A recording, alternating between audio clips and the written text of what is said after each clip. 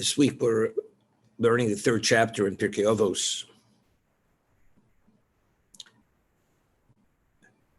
And over here we have Reb Chananya ben Trajo. Reb Chananya ben Trajo was one of the 10 martyrs who were killed by the Romans. Torah tells us that they had wrapped the Sefer Torah around him and they burnt him with the Sefer Torah.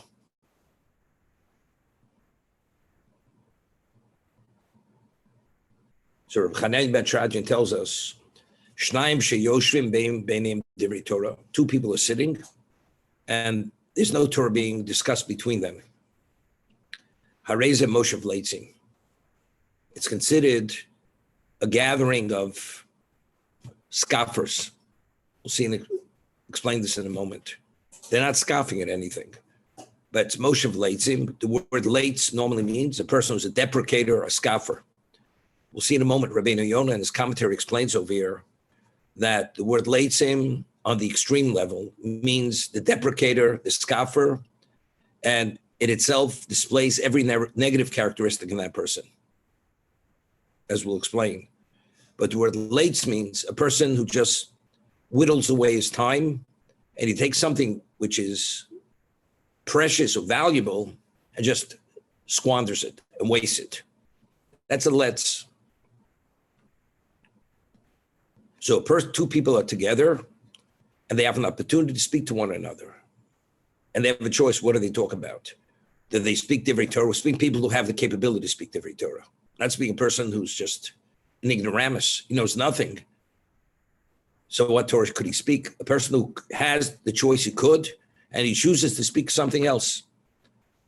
And we're not speaking about, as we'll see in a moment, two people that they're coming for a business meeting, or one is inquiring about a medical issue or a financial issue of something of value, but rather they're sitting idly, and the question is, what should we talk about?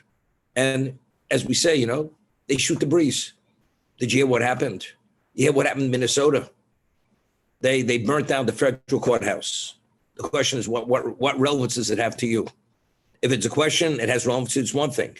But if it has no relevance to you, and you're able to speak divrei Torah, and you choose to speak that other than the Torah, which has that special value, that's Hashem sees that as Moshe Vleitzim. David Melech prides himself that Moshe Vleitzim lo Yoshev. He said wasn't associated with this kind of situation. People who take something which is invaluable. Years ago there was a certain person that was a lecturer, and he was originally an Englishman. His name was Rabbi David Ordman, and he lectured for Gateways, which was an outreach organization and an organization in Israel. And one of his lectures was that what is life? Life is time. One runs out of time, there's no life. That once life ends, there's nothing more precious than life. But yet, we find people just squandering time, wasting time. And there's an expression, person comes 10 minutes early to an appointment. He says, I think I have 10 minutes to kill. That's the expression, to kill. I have 10 minutes to kill. You say to waste. Why is the word kill? You're killing the time. I mean, since life and time is synonymous, so when you take something which will give special value to your life, which it goes onto your account as level of accomplishment, and you go and you waste it and you squander it because you don't value it, you're killing life. You have time to kill. And that's why that term is used. You could say waste. I have 10 minutes to waste. The person doesn't say, I have 10 minutes to waste. I think I could afford this time. I could kill time to kill. And you brought out the point. You have Mark Spitz, I'm not sure if he gave that example. He won the gold medal for the United States in swimming because he came in, whatever it is, 1/10,000th of a second before the other person. He won the gold medal. And then he was used, Procter & Gamble hired him to do advertisements and whatever it is, an Omega watch company and all these others. Before he turned around, he's making $500,000 because he came in 1/10,000th of a second before everybody else. So what's the value of 1/10,000th of a second? What's the value? gold medal, popularity, champion swimmer, $500,000 worth of contracts. That just gives you an understanding that if you have what it takes, what is the value of time? So a Jew, where every moment is infinite because he has a responsibility and he has an opportunity to acquire a share in the world to come. And that's the value of existence, of living. We only come into this existence only to meet that challenge. And every Jew has the ability to meet the challenge, as we mentioned many times. If you can't meet the challenge, it's not a test. It's something beyond your capacity. As a result of that, that's called wasting time. That's a moshev leitzim. It's a gathering of people who just whittle away their lives and they turn their lives into something which is worthless. It's only worthless because it has such opportunity. I always say, a person who's mentally incompetent, he's not a fool. He may be a simpleton, but he's not a fool. A person who has the IQ, that he's able to be more intelligent, and he behaves as the person who doesn't have his level of intelligence, that person's a fool. A person who doesn't have the capacity is not a fool. He's a simpleton, he's limited. He has limited intellect. But a person who has the intellect and he doesn't utilize it, and he behaves as if he has limited intelligence, that person's a fool. That's the moshev leitzim. The person who understands he has the ability to study Torah or to talk about something of value, and you don't, that's a gathering of people who are idlers, a bunch of idlers.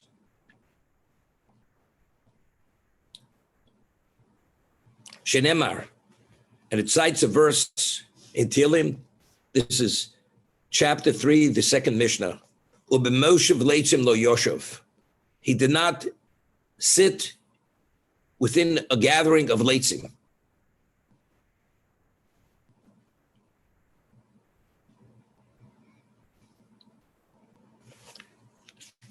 So that's the negative side. Avos, shnaim sheyoshvim yesh b'neim divrei Torah. But two people who are sitting, and it's not, I'm not saying it's not a challenge, it's a challenge. In what direction do you go? It's easier to sit and do nothing. You say to her, what did you accomplish today? The person says nothing. I sat around, did nothing. What do you talk about? I listened to the radio. I listened to the TV. I watched the TV. I read a book. Did you become wiser? No. Well, I needed the relaxation. Well, if you truly need the relaxation, you're supposed to relax. Because like sleeping is a necessity to give you the ability to be productive, because without sleep, you can't function. Without eating, you can't function. If the sleep and the relaxation is for that purpose, that's a mitzvah. The Rambam writes that a person is able to live every moment of his life fully invested in mitzvah. How? That if you sleep for the sake of God, you eat for the sake of God, you procreate for the sake of God, and whatever you do is for the sake of God, to be healthy and functional, to be able to perform as you're supposed to perform, every moment of your life is a mitzvah. So if you're relaxing for that reason, it's not a problem. But if you're just willing time, what did you accomplish? Nothing. Did you need the relaxation? He says, no. But I just didn't feel like being burdened, okay? Like a person works and he receives a $5 million salary plus opportunities to have shares in the company. And the employer comes in and says, what are you doing? He says, just sitting around doing nothing. He says, what do you think I'm paying your salary for? To sit around doing nothing. So if God endows you with life and intelligence and function and opportunity and ability, and you go and you endowed with that for purpose, for a reason, because you have a purpose, what do you sit around doing nothing? What do you think I'm paying for you for? What do you think I'm willing your existence to be the ultimate beneficiary of whatever I endowed you with? So what is it? It's foolishness. It's like years ago, I remember, used to go, they had these candy stores. You had people sitting outside all day playing dominoes. Or you went to the park and these Italian guys playing bocce. They're throwing these balls down on the grass. All day, that's what they played. Smoked cigarettes. What's the point? You're already 90 years old, okay, your mind doesn't work, all you can do is that, okay, it's one thing. But if you can do something more productive, what are you wasting your life for? Therefore, that's moshev leitzim. But if a person utilizes the opportunity and takes advantage of what he's given, and he goes for it, as they say, so you know what it is? Shechina b'neiim. Not only are you doing a mitzvah, God even comes and he's in your midst. He's paying attention to what you're talking about, because that's the way he values. So not only do you merit the value of doing a mitzvah, person puts on film, does say the divine presence is with you. But when you study Torah, rather than doing something else, because of what you're doing, and the challenge is not a simple challenge. Shechina b'neiim. We find that the evil inclination is why we don't do the right thing. That creates the challenge. Evil inclination was created to put us in a position of challenge. As the Rabbi Lutzato writes in The Path of the Just, that life's is a forefront battle. In front, behind, and to every side of us. If he can't get you in one approach, he gets you another approach. And you really have to be, you ever watch boxers? They're always dancing on their toes. And they have to be, and even if they get hit, they have to keep dancing to find the other person's vulnerability or blind spot, and he should strike the other one. The evil inclination is continuously encircling us. And he's waiting for that moment when you're vulnerable, and he goes for the kill. And sometimes he goes for the kill when you think you're doing a mitzvah. I'll give you an example. A person wants to study Torah. Why is he most opposed to Torah? More than anything else. You want to put on tefillin? I'll let you put on tefillin. Let you put on tefillin. But if it's a question of putting on tefillin at this moment, wearing it longer, or sitting and studying, what will it do? He'll somehow preoccupy you with something else, not to study Torah. Why? Firstly, Talmud Torah keneged kulam. The mitzvah which has the greatest value in terms of its innateness, it's the equivalent of all 613 mitzvahs. So you could imagine, and the Vilna Gaon Chofetz Chaim said, the Vilna Gaon, it's not when you study for an hour, the hour is the equivalent of 613 mitzvahs. No, every word that you study during that period of time is the equivalent of 613 of the Torah, of every mitzvah combined. So if you sit and study an hour and you verbalize and articulate 5,000 words, that's 5,000 times 613. That's quite a trove of spirituality. You put on tefillin, it's one mitzvah. You give charity, it's one mitzvah. So if you have a choice to do A or B, he'll send you someone to preoccupy you. You may be doing a mitzvah, but not to what? Not to study. Not to study. That's firstly. Secondly, not only because Talmud Torah keneged kulam, because the innate worth of Torah is the equivalent of all mitzvahs combined, the Talmud tells us a number of locations based on a verse. The Borosi Yitzor Borosi Torah Tavlin. I've created the inclination. The only antidote that neutralizes him and incapacitates him is only the study of Torah. So therefore, that is the mega weapon. That's the most lethal weapon when it comes to the evil inclination. It dispels and vaporizes the temptation. And therefore, that's something he doesn't even want you to go there. Tefillin doesn't stop him. Eating matzah doesn't stop him. Other things doesn't stop him. And therefore, the challenge is a much more serious challenge. If you're immersed in Torah, but of course, the Orach Chaim HaKadosh writes in one location, it's only that incapacitator for the evil inclination, only if you study it with the right intent.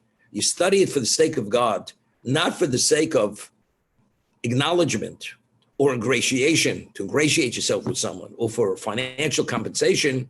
When it's studied on the purest form, which is for the sake of the study, then it incapacitates the evil inclination. What's the reason? Because if you study the Torah for self-interest, for acknowledgement, for one's self-aggrandizement, then you're taking the Torah and you're actually coding it, and you're bringing the evil inclination to the picture. You're supposed to study Torah for the sake of Torah. And all of a sudden, now you got your ego in there. I want acknowledgement. So you're actually tainting, the Torah is being tainted.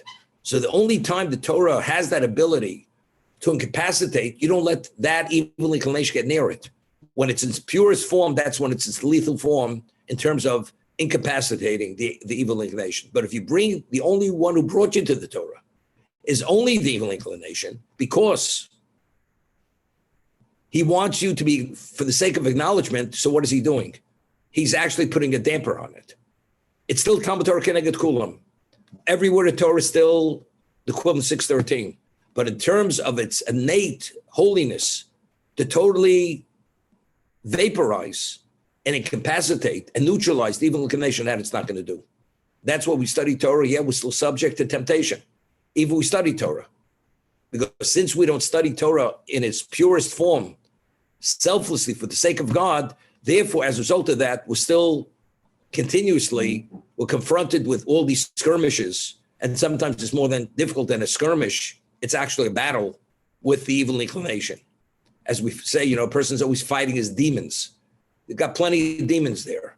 You want to do something, all of a sudden, it's like a tug of war.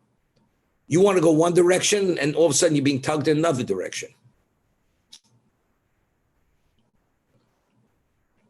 Read about these riptides. You go in the ocean. You go into riptide. You're not powerful enough. You have to know how to deal with riptide. You go against the riptide, you get pulled out. That current pulls you out, and ultimately it pulls you down, and you drown, God forbid. But if you bypass the riptide and circumvent him, that riptide, then you're able to escape the pull of that riptide. So we have to evade. We have to always bypass him. Now we read that it says that if you consider three things, you'll never come to the clutches of sin. Very important point the Maharal of Prague makes. He says, if you consider, it's right at the beginning of the third chapter, if you consider three things, you'll never come to the clutches of sin. What are they? From where you come, where are you going, and before who you will stand. Where do you come from? From a putrid droplet of semen. Where are you going? Where everybody goes, to a location of to the earth, the location of worms and maggots. And before who will you stand? Before the King of Kings, God himself. If you consider these things, you're not going to come to the clutches of sin. He doesn't say you will not sin. You won't come to the clutches of sin. You understand? Right at the beginning of the first chapter, it says, what is the best advice in the world? Sometimes at this construction site, they said no one could come here unless you're wearing a hard hat. You can't cross that line. You have to come with gear, protective gear. You don't come with the protective gear, you're not permitted to enter to that location. And sometimes even protective gear, because the construction site is so dangerous, unless you have that special expertise, you're not even allowed to go there. So what to say? You can't have to keep your distance. You can't allow yourself to be exposed in a vulnerable setting because you never know what could happen. Once a person is in the clutches of sin, to extricate yourself, it's nearly impossible. Person goes and he goes out on a limb. There's an expression. He went on a limb. When you're out on a limb, it's not so simple. You can inch your way back. You're actually tottering. Could you imagine a car goes off, Neil goes off a cliff, and it's hanging on the rear fender over the side of the cliff? Any movement of the person could take him over the side. And he falls to his death. You don't want to go there. Even if you go through that guardrail, you want the guardrail to hold you off the cliff. You're not off the cliff, you're still on the mountain. In life, the only way you prevent yourself from getting into the clutches of sin, you create fences. You have to create all kinds of fences to keep your distance. Keep your distance. You're behind a fire truck, 200 feet behind the fire truck. Because you never know. It could sudden stop. Rear end collision, who's the one who's liable? The one who's behind the person. Because whenever you're behind a person, there'd be a sudden stop. So who's liable? The one behind him who crashes into the one in front of him. That's a rear end collision. Of course, you have to take that into consideration, that you never know when that person may stop, which you're not aware of. You have to make fences because you never know he may be lurking in ambush. He's always lurking to snare us when we're not aware that he's there to snare us. He always has that trap floor door. He pulls the rug right from under us. So how do you not come to the clutches of sin? When you're already hanging by your nails or by a thread, it's not so simple. How do you pull yourself up? Nearly impossible. But why did you end up there? Because you didn't take all the precautions that you should have taken. If you would have taken those precautions, you wouldn't be in the clutches of sin. When you study Torah, especially in its purest form, it gives you a cognizance, it gives you a clarity, it gives you a reality of what you're dealing with. And everything all of a sudden, you prioritize your life. I'll give you an example, very simple. There's a raging fire, and you have the hope diamond in the fire. And you know, if you put your hand in that fire, you're going to immediately incinerate your hand. Are you reaching for that diamond? No way. I don't care how much that diamond is worth. And what happens? You put your hand in that fire, and you'll be able to pull it out. But if you pull it out, you lose usage of your hand. And ultimately, it'll compromise the rest of your life. Are you going to go for it? I'm not giving up my life for a hope diamond. You're not going to do it because you recognize and understand the consequences of putting your hand in that fire. If a person would understand the liability of sin and what it does to us, and ultimately the price we got to pay, you wouldn't go near it. So why don't we relate to that? We believe it. The world to come, reward and punishment, the 13 tenets of Jewish belief, we believe all that. But do we visualize it and internalize it as if you're putting your hand in the fire, and worse than that? And crossing that line is worse than that. But yet, temptation is an overriding factor. A person has to be insane to put his hand in the fire. But continuously, we do a lot worse than put our hands in the fire. We enter into the fire totally. And ultimately, if we don't correct our record before we leave this world, we have a problem. Because that's called serious baggage. Baggage which pulls us down, that the only way it could be extracted from you is through serious purging. God forbid, could you imagine?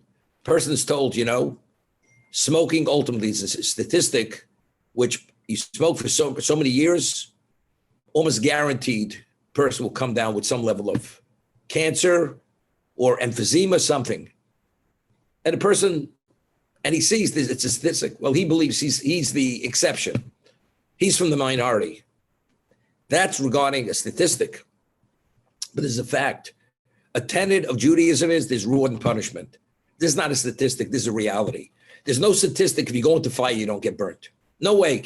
That's not a statistic. That's a reality. You go underwater and you stay under too long, you don't come up.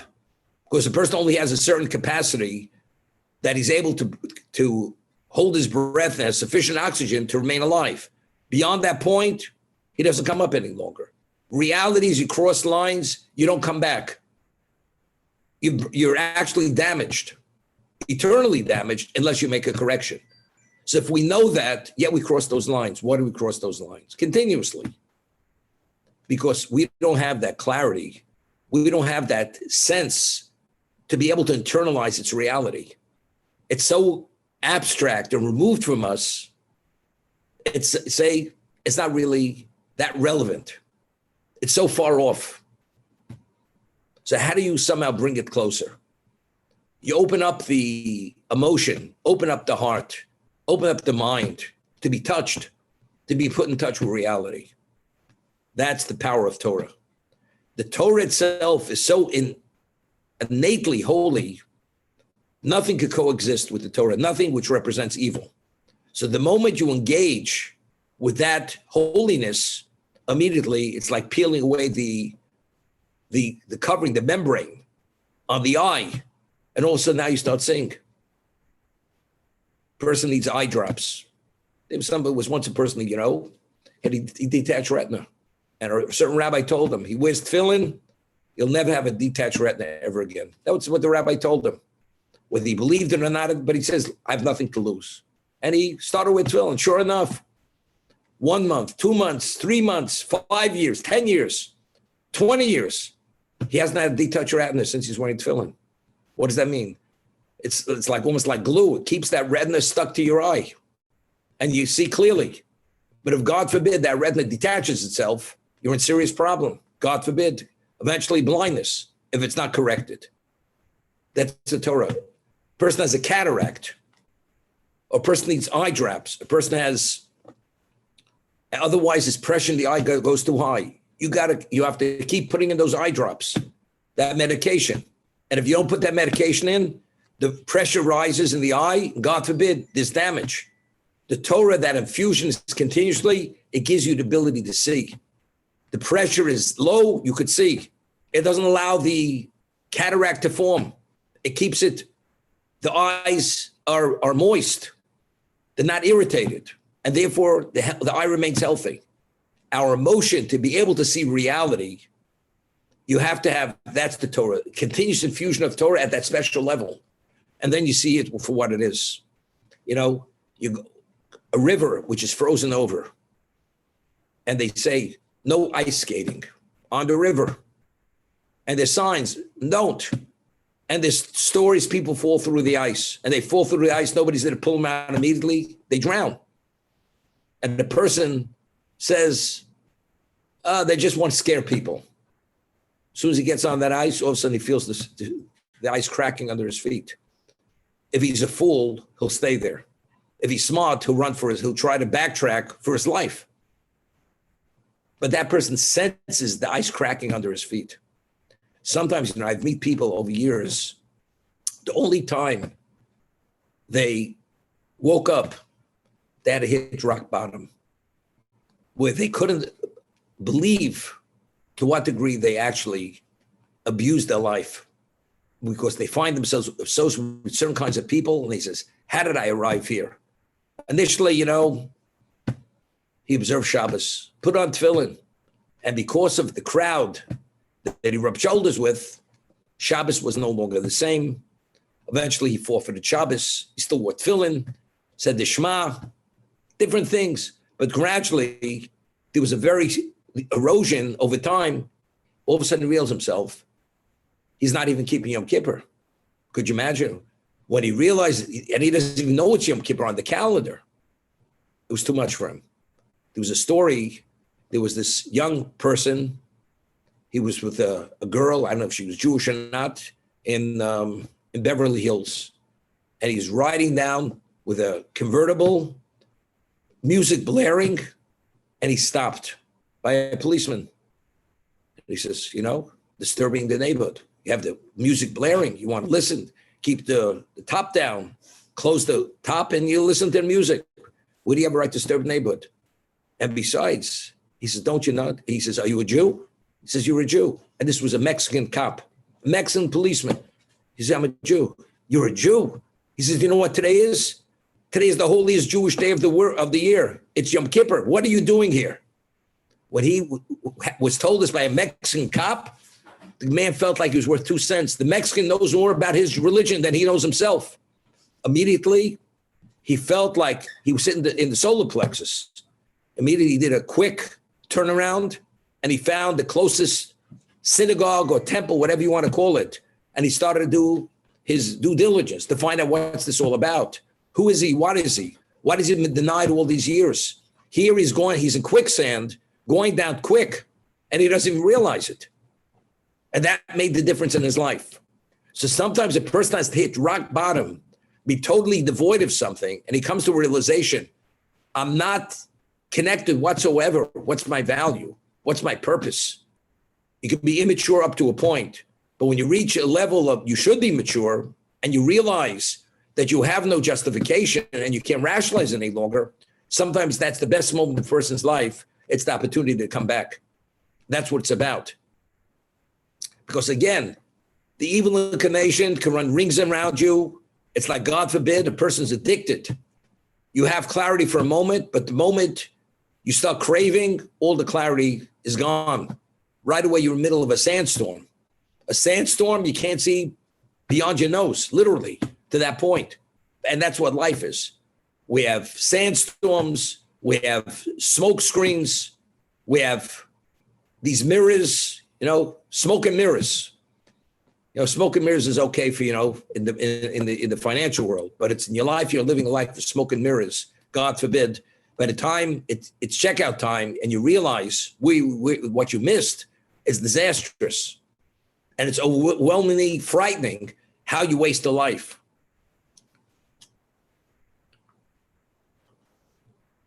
Though it's very interesting. There's certain people, they read the Bible, and like my old good buddy, the one I always spar with, the professed atheist. He says the Bible, even though he owns the first Bible that was printed, he paid $5 million for it in his office. He has it in a glass case. He says, there was never this. It's all myths. They're myths. Do you think there was a person Abraham? Do you think there was a person this? Do you think this? Do you believe people at one time lived 800, 900 years? People don't live that long. Even with the life expectancy being lengthened, we used 40, 50, 60, 70, 80, 100 to 900 years. How's that possible? Well, if you don't believe in God, it's hard to accept. But if you believe in God, and the reason why you live 70 years is because God wills you to live 70 years. So if God wills you live 900 years, same thing. For God, it's all the same thing. If God wills the sea should flow, and there's endless amounts of water, endless amounts of species in that sea, and he wills every species, and the current and the tides, he wills every aspect. Is it difficult to understand? If God should will the sea should split, it could split. But the reason is, why should he? But is it beyond God's ability? Of course he could do it, if he chooses to do it. But evidently he's not doing it. So if God at one time, there's a recording, and you believe it's a divine recording, that people lived 900 years, 850 years, and so on and so forth, before the great flood, and there was a great flood, why is it so difficult to understand? God definitely has the ability. Well, life expectancy used to be 40 years, because of medicine and nutrition and this and that. It keeps getting longer. But if you believe in God, but you could have all the nutrition in the world, but if the body doesn't process it and the body doesn't respond and the body begins waning, a waning body, you could put all the nutrition in the world. If it can't process it, it doesn't become invigorated. It doesn't become any healthier. It's like beating a dead horse. It's only because God gave the system the ability that if you nurture it as you should, you're able to extend it. But it's only because God will. That's what should be. So if God should will, the world should be a person should live 900 years, 850 years. Why is it so difficult to accept? Resurrection is one of the tenets of Jewish belief. How is it possible? Man hasn't existed for 2,000 years. And there's not even a trace of him. He's in dust. How does he come back? Now, how did he come into existence initially? God willed he should come into existence. So the person who wasn't in existence, and he wants him to come back to existence, why can't he will it? But you have to believe that he will it. But is it within God's capacity to will it? If you believe in God, of course, if God could create the world where everything was ex nihilo before the world existed, and you have ex nihilo comes to existence. So a person who died, it's more than ex nihilo. I mean, the person's a reality. He's just not here. But there is something remains of him, although you may not see it, but he existed. So why can't he will that the person should come back? But it all depends about, do you believe in God and do you believe in certain principles? But these are all principles of Jewish belief. And if you don't, that itself creates a distance between yourself and God. So it's not difficult to believe. Now, why did people pre-Great Flood live these very extensive lives, 700 years, 750, 850, and all of a sudden after the Great Flood, people living normal lifespan, 70 years, 75 years. Avram, that he lived 175, is out of the ordinary. The patriarchs, Yitzhak, 180, out of the ordinary. Yaakov, 147, out of the ordinary. But he was also meant to live 180. And for reasons, he didn't live 180 years. But why? If before the Great Flood, even the most evil person, and the generation was evil, they lived extensive lives. Why? So the Orach Chaim HaKodesh explains, very important to understand this, that what is the value of life? Life is what is a challenge. What is the challenge? Every opportunity we have or every challenge we meet, it's given to us because it's needed to perfect some aspect of your soul. The soul needs a certain degree of perfection, advancement. The challenge, if you meet the challenge and you succeed, then that aspect of your soul becomes perfected. The magnitude of the soul of a human being pre-flood, you needed 900 years to perfect that soul. That was the dimension of that soul. And when they lived 750 years, that person needed 750 years to perfect that soul. That's only because of the magnitude of that soul. Today, if a person lives 85 years, why do we have 85 years?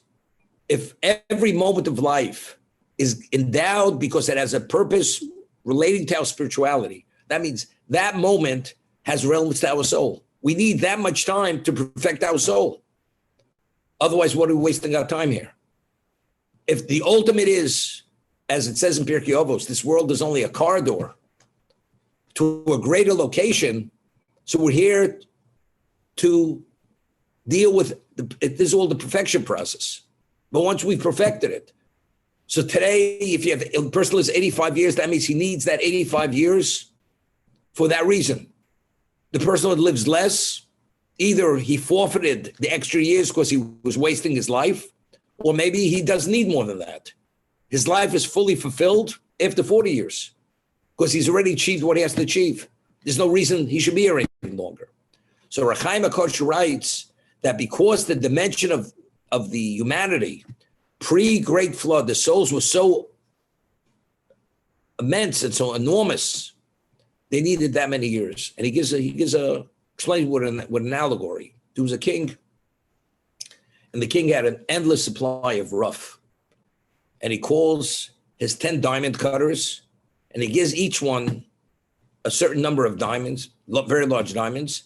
He says, I want you to cut these diamonds, but I'm only coming to retrieve the diamonds when you finish cutting all of them. And the diamonds, there were so many diamonds, it would take about 850 years to cut those diamonds. Okay? So the king says, I'll see you later. As they say, not adios, no adios, I'll be back soon. The king comes back 850 years later. They barely scratched the surface. Why? That since there was such an extensive period of time and people didn't see and didn't feel the pressure of the deadline, they became distracted and they became conditioned to do what they wanted to do. And they forgot even that they were given this rough, the diamonds, the cut. They forgot about the king.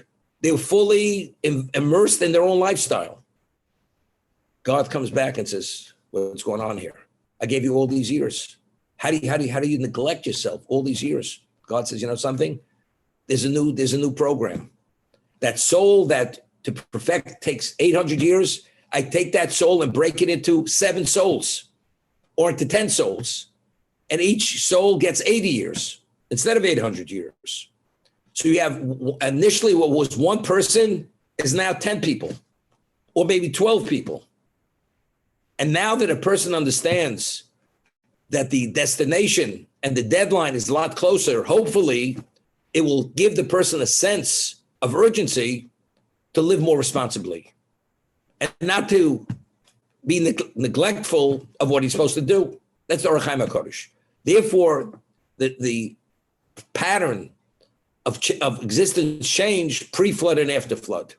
That's why one time they lived these extensive years, and afterwards, because the system failed, therefore we had to recreate the system so people should have a chance to succeed in their lives. But they still failed.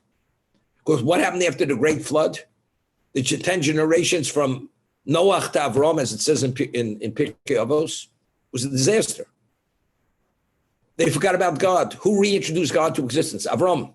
And Avram received credit for all what they missed. Now you understand why the patriarchs, although every other person, the lifespan on the average was 70 years, Avram's lifespan was 175, and it should have been 180. God only took 5 years that he should not see his grandson Esav becoming who he became, because that would have been contrary to the promise that he would live a good old age. So he had 5 years taken from his life. But Avram invested every moment of his life, fully invested in God. And God is referred to Hashem as my beloved. He gave purpose to existence. Yitzchak lived 180. He was the second patriarch. Each one of these people were the location of the divine presence in existence, the equivalent of the Holy of Holies. Yaakov, the most special of the patriarchs, fathers the 12 tribes, which ultimately give meaning and purpose to existence because they are the tribes that received the Torah at Sinai, and they were qualified to receive it. And they're referred to as Shiftei Koh, the tribes of God, because God attests to their pedigree and their purity, who they were and who they are.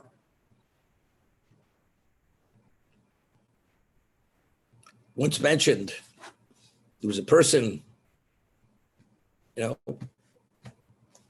opens a store, dry goods store, and he was an observant Jew.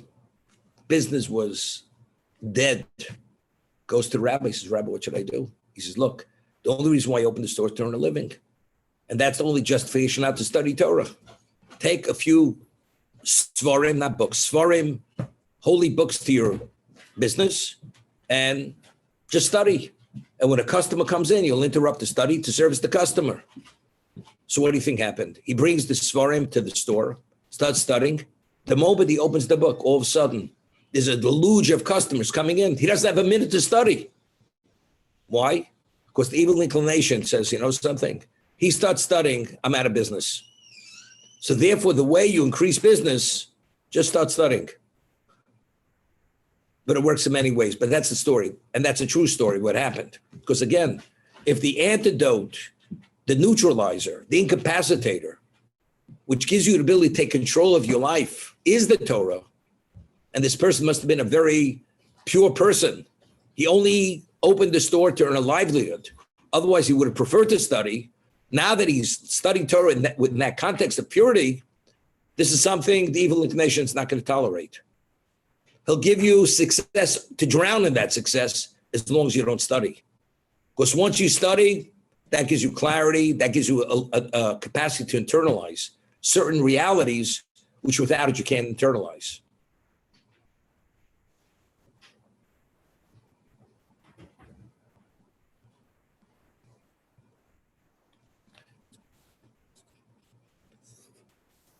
We begin the Amidah, we introduce it with a verse, which are the words of David. King David's words, which are words in Psalms. The Amidah starts, which is the first blessing, Baruch Atah Hashem. Elokeinu v'Elokei Avosenu. You're our God, the God of our forefathers, God of Abraham, the God of Isaac, God of Jacob. But before we begin, after we take 3 steps in, we say, Hashem swasai tiftach ufi ageti losecha. God, open our lips and let our mouth speak your praises. That's what we say. That's the supplication even before we begin praying. Why? Why is that supplication? Even if one mistakenly forgets it, the Amid is valid. But nevertheless, that's very integral as an introduction, that is supplication to the Amidah, what we call the Shemona Esrei. Why? All day, do we have to ask God to give us the ability to speak? We study Torah, do we ask God to give us the ability to speak? But yet, when we enter into that audience with Him, we take those 3 steps forward and we begin the audience. We say, Hashem swasai tiftach ufi ageti losecha. God, open our lips and allow our mouths to speak your praises. Okay? In life, a person has choice and we have control. Even if you don't want to do something, you can do something against the grain. You can force yourself to do things. If you have willpower, you have a certain degree of willpower, control, you do even things you don't want to do. When it comes to the mind, we have no control. Why? You want to focus, all of a sudden something, a certain thought pops into your mind, comes to mind. It interferes. Let's say you're standing in an audience with Hashem, with God, and all of a sudden you think about, the World Series, or you think about some other issue, and these things happen. You think about business. You think about something nonsensical or something important, doesn't make a difference. But if you're having an audience with God, and God knows your thoughts, He knows exactly what you're thinking and your emotion and every aspect of your being, and you stand there and you supplicate Him, it's almost being two-faced. I'm saying, forgive me, God, for whatever it is. And as I'm saying it, some nonsensical thought comes into mind. What is that? It's almost a disrespect. You think you're putting it over me. You're pulling the wool over my eyes. With a human being, you could play the role and nobody knows, only you know it. But when you're speaking to God and supplicating Him and having the audience, it's a level of audacity. How do you have the audacity to stand before me and think about Wrigley's chewing gum or Dentine, or that you need implants so you should look handsome, right? Which the appointment is an hour after you leave the shul. How do you think about this? This is the ultimate. Therefore, what we say to God, Hashem sosei tiftoch, God, open my lips, that when I speak, the words should truly be words of praise. Speaking is easy, but those words should be with purity and praise and humility and reverence and respect. That's not simple. Because if you have things filtering into your mind and not allowing you to be fully focused and have a sense of who you're speaking to, it's a disgrace. It's disgraceful. Therefore, we make the supplication before us that we're only mortals. We're doing our best. We said, Hashem, we're doing our best. Give me the ability that the words that come out of my mouth are truly praise. That my mind should be focused on what? On exactly what I'm saying.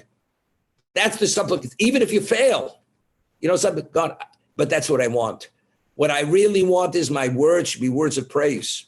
I'm not two-faced, but something, I'm not there yet. What am I supposed to do? I'm doing my best.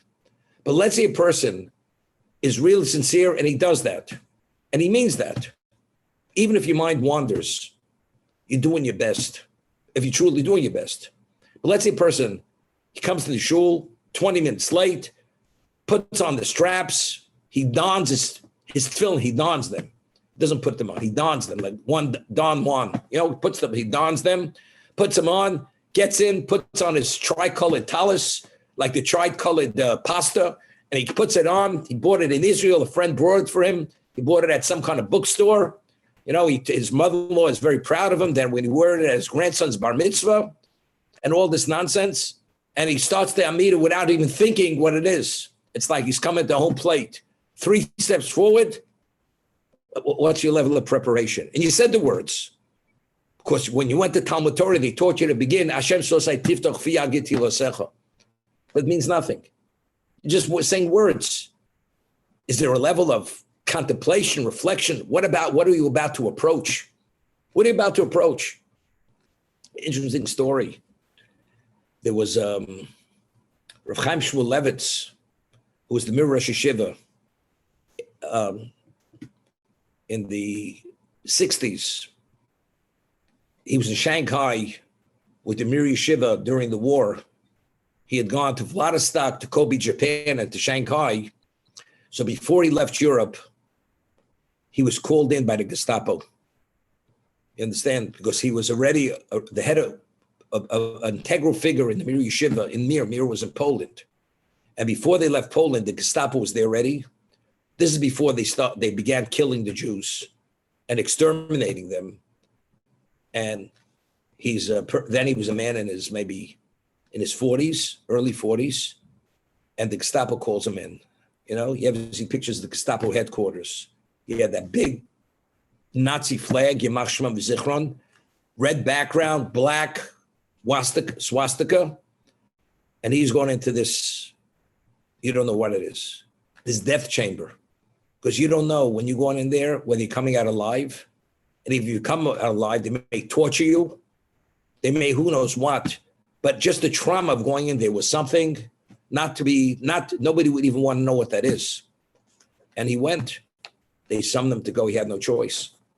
He goes in there. And what do? You pray to God that firstly, he should give you the right thing to say. Because when they start interrogating you, and somehow they're not satisfied the way you answer, what you say, or your persona, or they have a sense of disrespect, your life is over immediately. And you regret that you ever walked into that building, and you dread the moment you walk in that building. So the level of cognizance and reality, when you go into that building, the level of fear and dread and terror you're experiencing even before you walk in. And when you stand before that Gestapo interrogator, whoever he was, Yimach Shemam V'Zichram, that name should be obliterated and cursed forever. Every word that comes out of your mouth, you'll think about it 10 times before you say it. Until you got the word out, it was difficult even to speak because of fear. And he prayed that Hashem, he should be seen in a positive light, and they should have mercy on him, and he should say the right thing. And he came out unscathed, and they let him go. You understand? Not chas v'shagad any comparison. Do you know what it means to stand before the Creator? Lahavdil elav havdolos. Differentiate infinite times over between that evil and what God is. To stand before the Creator who willed existence. You stand in the presence of a volcano that's about to erupt, and you understand in a moment, your life ends, even before you're asphyxiated with the gases, before you turn into a molten piece of rock and totally destroyed. What level of fear should we have? There should be a level of overwhelming trepidation to be fully incapacitated, but yet walk in nonchalantly, this, that. When you walk in, you're waiting to walk out already. It's like you go to a dance class, 3 steps forward, 3 steps backward, in and out, and that's what it is. But what it is, even if you know what it is, we can't control our minds. We think about many things. It was known the Chazon Ish, who was the leading sage from the 40s or late 30s till he passed away. He originally lived in Vilna. Then he went to Israel, Bnei Brak, in 1936. Any Torah thought that ever came to his mind during the Amidah, he did not record. He did not record to teach others because he felt it was something inappropriate. His mind, every moment of his life was fully invested in Torah, literally. The Chazon Ish did not weigh more. If you ever see pictures of him, I'm sure you could Google it, see pictures, what he looked like. He was a man, he didn't weigh more than 100 pounds. He looked like a skeleton he ate only to live and to serve Hashem. He was a very holy man. The hat he wore all his life was the hat that he got married in. Wore that same hat. And he was a man, had a breadth and depth of Torah, one of a kind. One of a kind. The Chazon Ish, when he would study Torah, he'd sometimes pace back and forth in his home. And he would always make sure, and he invested every ability till he had no strength. And he would always make sure to be right next to his bed, and he would collapse on the bed and immediately fall asleep. He invested it to the point, to the nth degree. That's how immersed in Torah he was. He did not allow a moment of easiness. It was always full investment to that degree. So this man, if his mind is so permeated and involved with Torah, when you say the Amid, how do you not think of Torah? But any Torah thought that came to his mind inside during the Amidah, he did not publish that. Did not make it public because he felt it was inappropriate. Inappropriate. Meaning he had such control over even his mind that when he stood before Hashem, that audience, because he had that holiness, he had the capacity to sense God's presence. And when you sense God's presence, there's no thought that enters into your mind, even Torah thought, even though you're fully immersed in Torah. That was the Chazon Ish. And therefore, if it did filter him, that means that was considered a failing on his part, and therefore he would not record that Torah thought. That was the evil inclination allowing him to think in Torah when he shouldn't have been thinking Torah at that, because that's a breach of that reverence which he should have had. Because if he truly revered God at that moment, as he should have, Nothing would have filtered into his mind at that time. So therefore, we say to Hashem, Hashem Sosei Tiftoch. God, open our lips. Of course, we talk all day. It's automatic pilot. We're not talking about Ufiyagetilosecha. We're asking God, let our mouth speak your praise. It should truly be praise. But let's say it turns out it's not praise. Hashem, but God knows if you did your best or not. If you were sincere and you meant it and you want to arrive there and you're doing your best, it's fine. It's terrific. It's phenomenal. In a certain way, because you're not yet, and yet you want that, it even gives a greater value in God's eyes. But that's the value of that introduction of citing David's words, Hashem Sosei Tiftoch Fiyagitilasecho. David, because who was that holy man. Holy, we don't relate to his level of holiness.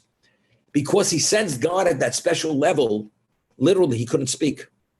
He was totally negated to a point that when you stand and you sense God's presence, you're paralyzed. You're incapacitated.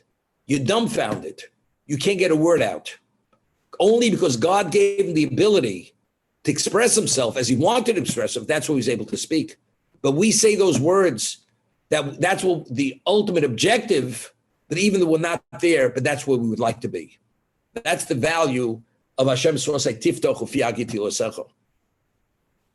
So a person now, we're given life, and you can sit around and, as I said, shoot the breeze. Just sit around, do nothing. You have 3 hours to kill. You have 20 hours to kill. It's very interesting. Today, thank God, at one time, books, svarim, were very expensive. You had to be a wealthy man to have holy books because they had to be printed. The paper was rag paper. You had to have typeset. You had everything. It cost a fortune. Today, relatively speaking, everything's offset, whatever is the way it's printed today. And today, at one time, a volume of Talmud could have weighed 10 pounds. Could you carry around a 10-pound book when you're traveling? Today, you get a pocket edition. You could have a size of a Gemara, which literally you could hold in your two hands. It's no larger than that. And even if you have bifocals, it's okay. The print is large enough, you could read it. And wherever you go, if you take a sefer with you, because it's inevitable, you can be in a position, you can have time to waste. So now I have time to waste. You don't have a book, you don't have things committed to memory. And even if you do, but to get yourself involved, not so easy. But if you have the book with you, you have the sefer with you, you're preempting the situation. And it's good advice. Wherever you go, you take something that you could read. Even one page, which is offset, Xerox, whatever you want. You take it with your phone. Today, you have phone, you can download. You can download the Talmud. You can download Halacha. You can download Tehillim. You can download anything. So when you're traveling, just download it. Make sure that you have that app on your phone. So therefore, as a result of that, every moment of opportunity, you'll be able to take advantage of the opportunity. But if you don't have the app and you're there all by yourself, what are you supposed to do? You sit there like what? Like a person just wasting away your life. You had an opportunity.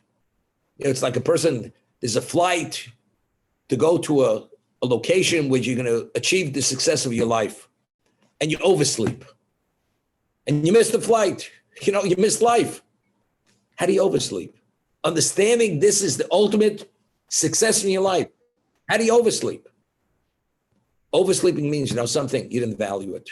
That's why you missed the boat, or you missed the plane, and you missed the opportunity. So having the app on your phone where there's no safer, Nachi, you want to silence it. There's nothing you can't download. Therefore, whenever you're challenged, you just go in there. It's easy to sit around doing nothing. Okay, so you have to be cognizant and understand what exactly is going on. It's only because the opportunity is so infinitely valuable, that's why he doesn't want you to open that app. And says, something, look at yesterday's Wall Street Journal, where the company doesn't exist because it already went out of business. What are you reading about it? You think, well, I'm not going to make the mistake. You can't afford to buy a shirt. You talk about buying the company went out of business. Well, it's something to talk about. Who are you going to talk about it? They're not talking about the company that went out of business yesterday. They're one of the company that's making money today. He'll put thoughts in your minds of justification, rationalizations. You got that app, you have the safer, you're on the train, you're on the bus, you're sitting on the park bench, wherever you're at, you have these pods you put in your ear. There's no podcast you can't listen to, which is a Torah podcast. Hashem has provided us with opportunities that there's no excuses, literally no excuses. And we don't want to be confronted. You had the opportunity. Why did you not take advantage? And if you do it, we're talking about the divine presence is there together with you, listening to what you're talking about and what you're listening to. Everybody should take advantage of hopefully the lesson that we learned today and have the app. Don't download what you're supposed to download. Okay, everybody be well. We have Daf Yomi today at 11 o'clock. Thank you, Rabbi. Be well. Be well, you too, Rabbi. Thank you. Thank you, Rabbi. Thank you, Rabbi. Ron, feel better. Thank you, sir. Baruch Hashem. Shut this thing.